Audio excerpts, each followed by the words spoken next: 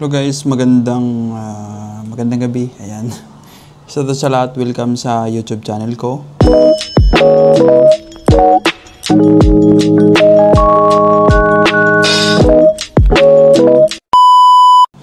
And sa mga hindi pa nakapag-subscribe, subscribe nyo na guys. Ayan, para ma-update kayo sa mga bagong vlog. And ayan, share nyo din sa mga hindi pa nakakaalam sa vlog ko. Sa mga friend nyo na gusto mag-Macau. Ayan. Pwede nyo rin ako i-follow sa FB page ko. Ayan, pwede nyo ako PM doon guys. Nagre-reply ako pag hindi tayo busy. And thank you so much guys sa mga nag-follow. Ayan, sa mga pupunta ng Macau, nagharap ng agency, ayan, pwede nyo i-check yung playlist ko dito sa YouTube. Ayan, marami tayong upload dyan na agency dito sa Macau. And para sa mga walang alam dito, andito na sa Macau sa mga ibang agency. And guys, check nyo yung playlist ko. Ayan, andyan na lahat. Yung mga agency, baka hindi nyo pa alam yung iba. Baka mayroon pa kayong agency hindi alam. Ayan, check nyo yung playlist ko guys. Baka may dagdag doon sa mga mga alam nyo na agency. Ayan guys, sa mga gusto mag-extend ng visa, ayan, meron tayong upload kung paano mag-extend ng visa. Ayan, andyan sa playlist nyo guys, extend visa. Sa mga gusto mag-cross country, pupunta ng Macau at mag-trabaho, yan. Check nyo guys playlist ko kasi nandun yung nakasiparit na yon. Ginawa ko yan guys para hindi kayo mahirapan. Diba kasi ang dami ko ng video na ni-upload at nabigyan ng yung mga comment ng reaction. Ayan, baka yung mga i-comment nyo sa akin is nagawa ko na ng reaction before. And baka nandun na rin sa playlist. And check nyo guys. May mga doon guys, may mga tayo, paano mag-apply, ganun, lahat na nandun na sa playlist ko. Nakasiparate na yan. Ayan, ano pa ba? Ayan, comment lang kayo guys pag may mga katanungan kayo. And sasagutin natin yan. Hindi lang tayo agad-agad guys. Pasensya na. And medyo busy tayo. And magre-reply tayo pag may time tayo. And thank you so much guys sa lagi nanonood sa mga vlog ko. Ayan, sa mga nagpaplano mag-Macau. Ayan, nandyan yan lahat.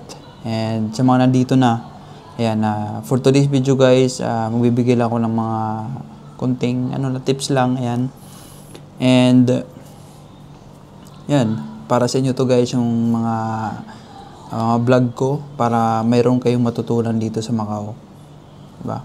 Para pagdating nyo dito sa Macau is alam nyo na gagawin nyo, hindi yung tatanga-tanga kayo dito, diba? Ayoko naman ng ganun na pupunta kayo dito sa Macau na mamaya marami kasi dito mga scammer dito sa Macau na kapwa Pilipino din, 'di ba? Sinasamantala nila yung pagkakataon kasi wala kang alam. Unlike na nakapanood ka sa mga vlog ko, yan guys, panoorin mo yung mga vlog ko diyan about sa scam na sa playlist ko para may idea ka. 'Di ba? Mahirap pag mahirap pag andito ka sa Macau tapos wala kang idea, possible na may scam ka. Diba? Lalo na pag nalaman nila na wala kang alam, bago lang ako dito, sir, baka pwede mo tulungan. Ayun, doon din mag-uumpisa. Unlike na mayroon kang idea, alam mo na yung, alam ko na to. Diba? Yayariin ako nito. Diba? At least may idea ka na. At ma-aware ka. Diba? Ayan guys, for today's video, magsishare lang ako ng, meron tayo na encounter na isang mandirigma dito sa Macau na yun wala na daw siyang pag-asa, wala talaga, di talaga daw siya makahanap, di ba? Nasa na siya mag-i-exit na. Di niya alam kung mag-exit sa Thailand or uwi na sa Pilipinas. Yan guys, sabi ko sa kanya, ano ba kasing ginawa mo? Sabi niya, ga-apply naman sa araw-araw, nagpapasa sa nag-o-online, wala pa rin daw, talaga wala. Mahirap talaga daw maghanap dito sa Macau ng trabaho. Mahirap naman talaga. Totoo, mahirap. Mahirap talaga. Pag wala ka talagang kung tinatamad ka. Diba? Kahit sabihin mo masipag ka mayroon pa rin doon kulang. Kulang sa ginagawa mo kaya walang result, guys. Either sa CV mo, either yung ginagawa mo, araw-araw mo pag-aalis. Yun yung problema doon, guys. Sabi niya, nag-online siya, ginawa niya na lahat. Wala talaga. Ibig sabihin, sabi ko, hopeless ka na. Pag ganun. Ginawa mo na lahat tapos wala pa rin. Ibig sabihin is nawalan ka na ng pag-asa, di ba? Pag ganoon. Sabi ko mag-pray ka kasi, sabi nag-pray naman ako di ba? Sabi naman niya wala talaga. Oo. Sabi ko, huwag kang susuko. Sabi ko, kasi pag sumuko ka, talo ka. ikaw pa rin yung talo, di ba?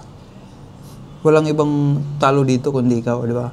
Ibig sabihin is pag sumuko ka, nagsayang ka lang ng panahon, tapos ganoon din pala susuko ka, dapat di ka na nag-umpisa. Di ba? Ganun yun eh. Kung nampisan mo na guys, tapusin mo, huwag kang susuko. Huwag ka talagang titigil hanggang di ka nakakahanap trabaho. Lami ko na-encounter dito sa Macau na ngayon may mga trabaho na. Yung iba ilang beses nag-Thailand, ilang beses nag-exit kasi hindi nakahanap, bumalik. Ayan ngayon may mga trabaho na. Diba? Dahil sa mga pagkakamali mo, matututo ka. Diba? Ganun yun. Matututo ka habang tumatagal, habang nafe-failed ka, is dami mong natututunan. Ganun yun. Hindi porket na-failed ka ngayon is forever na yung failed. Hindi ganun guys. Pag na-failed ka, ibig sabihin is meron ka pang hindi nalalaman. Ganun yun. Marami ka pang dapat matutunan sa ginagawa mo. Kasi the more na na-failed ka, the more na marami kang natutunan, marami kang challenge na nalalaman na ito pala yung mali. Dapat ko ito baguhin, dapat hindi ko na ulitin para hindi na maulit yung nangyari. Kasi kung paulit-ulit mo lang yung ginagawa, hindi ka natututo, paulit-ulit lang din na failed ka, di ba? Dapat na-failed ka, dapat natututo ka, yun. Kaya ka na-failed para matuto ka. Ganun. Ganun yung guys, yung ibig ko sabihin. Sabi ko sa kanya, bumalik ka. Kung wala na talaga, mag-exit ka, bumalik ka. Pag-isipan mo yung mga bagay-bagay na mali mo. Ganun guys. Kaya sabi ko sa kanya, kaya mo yan. Balik ka. Oo. Kasi ako nang ganun na na-failed ka is hopeless ka na. Diba? Lahat tayo na-failed guys. Lahat tayo nagkakamali. Lahat tayo, pero doon tayo natututo. Yun yung ibig ko sabihin. And, ayan. Guys, huwag kayong mag-focus sa mga agency. Mag-focus kayo doon sa mga yan, sa mga diskarte din kasi sa mga agency na yan eh. Diskarte, may mga binigay akong diskarte dyan. And, isi-share ko lang ngayon yung, ito sa Idol, shoutout tong dalawang to.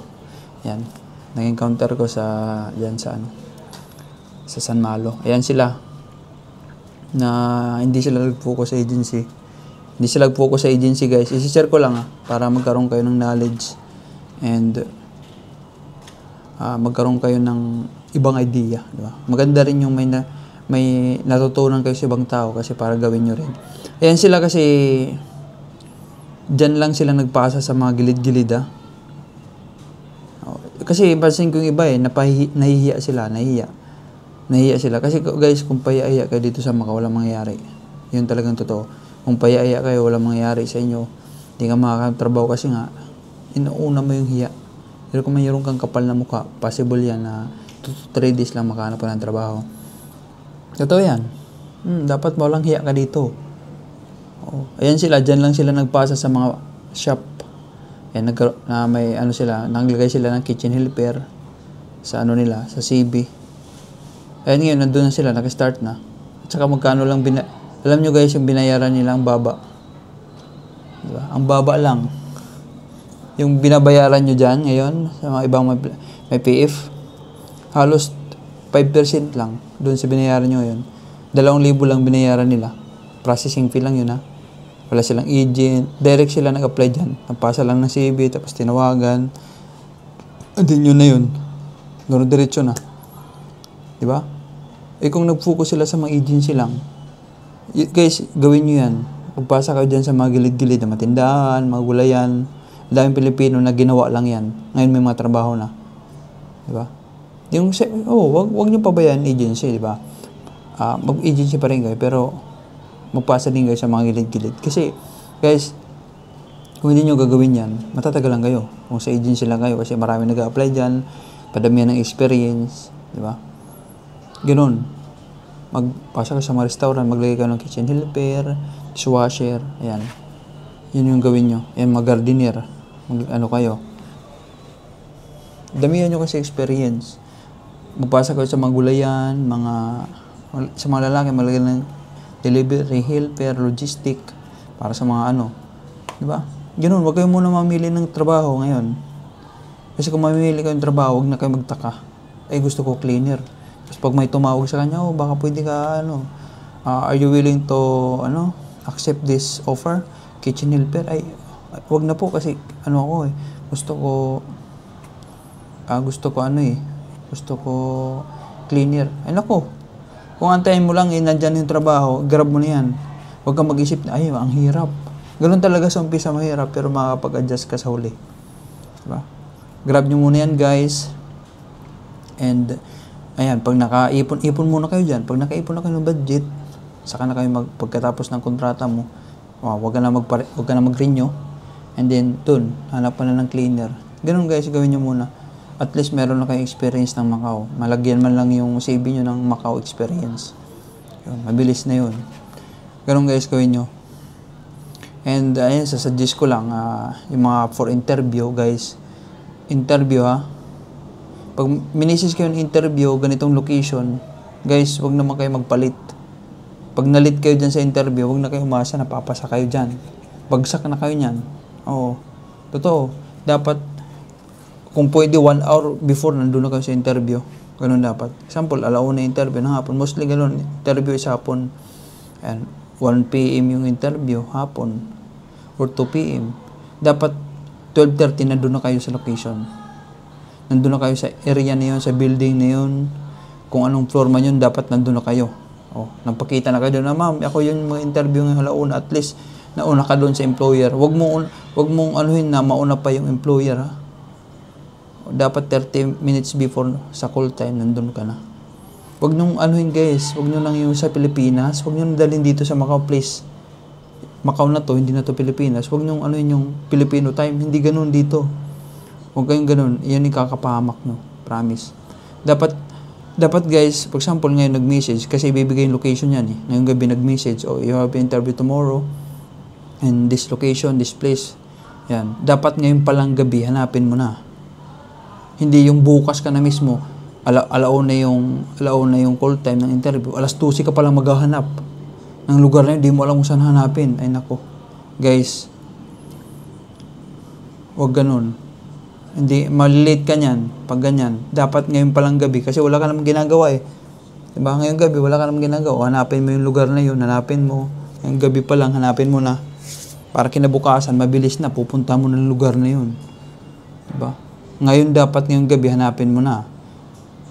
Para bukas, turo-diretso ng biyahe mo, hindi ka na maligaga. Pagdating mo dun sa interview, pawis ka na kasi naghanap ka pa sa lugar.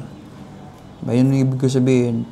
Dapat i-priority nyo yung interview. Kung may antayin mo ako, antayin. Kasi pupunta ko nun. Huwag mo lang antayin yun. Mauna ka na dun kung alam mo yung lugar. Dapat alam mo na yun. Diretso. Huwag ka namang kung sino-sinong papaantay sa'yo. Ganon. Huwag. I-priority mo yung interview. Dapat yung interviews, pag-aralan mo din. Example, cleaner interview. Tapos wala ka naman talaga experience sa cleaner. Naglagay ka lang dun. Mag-aralan mo kasi yun yung itatanong about sa cleaner. Kung anong interview, yun lang pag-aaralan mo. Example, cleaner, gardener, yun lang yung pag-aaralan mo. Cleaner lang. Kaya kung gardener interview, gardener lang din.